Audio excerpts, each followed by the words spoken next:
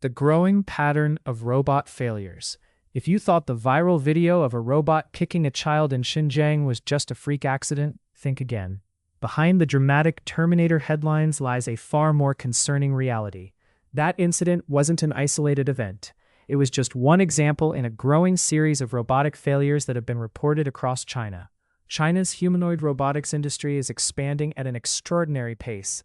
Machines that once existed only inside research laboratories are now appearing in public parks, shopping centers, exhibitions, and live performances. But the problem isn't that artificial intelligence has become evil. The problem is that safety systems aren't evolving as quickly as the machines themselves. The child struck in Xinjiang wasn't the only victim. In another incident, a humanoid robot reportedly slapped a child during a dance performance. Investigators pointed to a simple but critical flaw. The robot's programmed arm movement failed to account for how close spectators were standing. And children aren't the only ones affected. In a separate case, a robot allegedly frightened a detained an elderly woman. While details remain limited, the incident highlights a broader issue. Robots often struggle to handle the unpredictable behavior of real people in crowded public environments. Together, these events reveal a troubling pattern. Experts describe it as a compliance gap.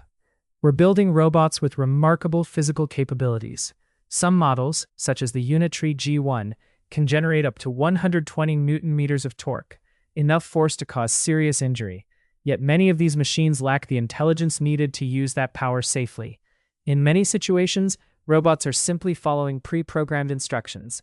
They may have no active collision avoidance system. In other words, they don't truly recognize the humans around them before making contact. And that's why this matters.